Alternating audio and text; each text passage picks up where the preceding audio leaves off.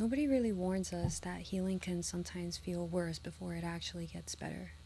We often hear of how beautiful it is and how good it feels, but they don't always talk about how heavy it can actually feel. It can feel heavy at times and force you to face emotions that you might have been suppressing, and you're gonna feel like you want to run away, but you can't. You have to learn to sit with being uncomfortable. And so you really have to learn how to be patient with yourself. We often want quick fixes to our problems, but when it comes to healing, it just doesn't work that way. But just know every day that you work towards your goal of regulating yourself, it's progress, even when it doesn't feel like it is. So, the past few months, I've actually been working on regulating my nervous system. So, hi, if you're new here, my name is Debbie, and I'm learning how to heal myself, not just physically, but emotionally, mentally, and spiritually. I often thought that healing was finding peace of mind, or always just feeling extremely positive and just up in the clouds. But what I didn't realize is that healing my body was a completely different process. Even though mentally I felt like I had moved on from so many things, physically I did not. And that's when I realized how disconnected my mind and my body actually were. I spent so much of my life in survival mode that I never really asked myself if I felt safe. And when I realized that, that changed everything for me. So, what exactly is your nervous system, right? Essentially, it's your body's control system. Its job is to constantly scan your environment for any possible danger. So, its job is to protect you. The problem is when we've experienced prolonged stress or trauma, our nervous system can get stuck in survival mode. Your body can continue to respond to a threat that isn't even there. For some people, it can last months, and for some people, it can last years. And for me, I feel like I have been in survival mode my whole life. Even when mentally I thought I was healing, my body never really got the message. And I finally realized why. And it was because I was in a constant state of disassociation. I know most people have heard of the word, but do you actually know the definition of it?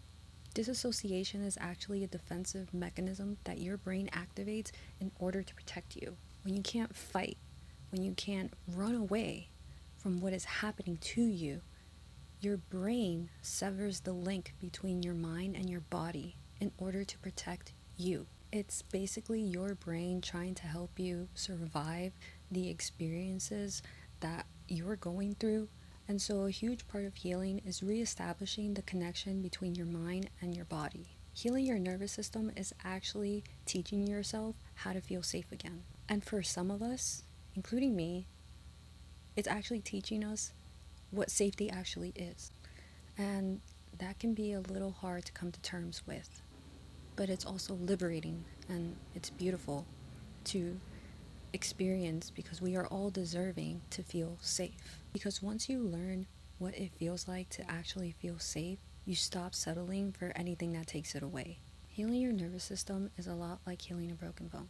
You don't wake up one day healed. Some days you're going to feel like you're finally moving forward, and some days you're going to feel like nothing's changing at all. Be patient on the days that feel stagnant. They're part of the process of healing.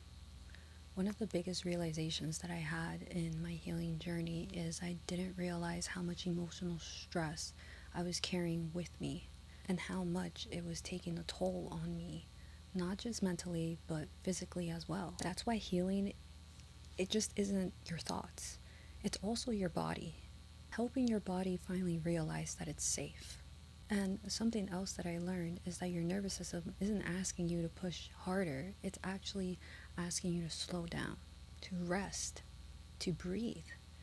And I know that can be hard for some people. It definitely was hard for me. But healing isn't forcing progress, it's about creating a safe environment for yourself where your body doesn't feel like it's constantly scanning for danger anymore, that it no longer has to be in survival mode. And so, what changes when you actually start healing? As you begin to regulate your nervous system, you start noticing pretty interesting things. The things you once tolerated, you don't tolerate them anymore. You naturally begin to set healthy boundaries. You start seeing relationships a lot more clearly, and most importantly, the relationship that you have with yourself. You stop abandoning yourself to make other people feel comfortable, because once you experience peace, and I mean real peace, you don't sacrifice it for chaos anymore. And that doesn't mean healing your nervous system makes life perfect, but it does mean that you stop accepting chaos as love or stress as normal. You begin choosing yourself again and again. And that's the important part. You. One of the hardest lessons I had to learn from being a perfectionist is to stop being my worst critic. I'm supposed to be someone I can rely on. You're supposed to be someone that you can rely on. So don't abandon yourself. You've been misunderstood by so many people. Don't be another person that misunderstands you. Give yourself the same patience, the same compassion, the same kindness that you're so willing to give up to others. And on the difficult days, you keep showing up for yourself. On the days I experience really bad anxiety, I tell myself it's going to be okay. Even if I don't fully believe it, I still say that to myself because it makes such a huge difference. The way you speak to yourself is the voice that your nervous system starts listening to. So if there's one thing I really want to tell you is that healing isn't becoming a new person. It's about feeling safe enough to become the person that you are, the person that you've hid away because of other people, because of your environment, and you allow yourself to actually shine. So please, be kind to yourselves, love yourselves, and take care.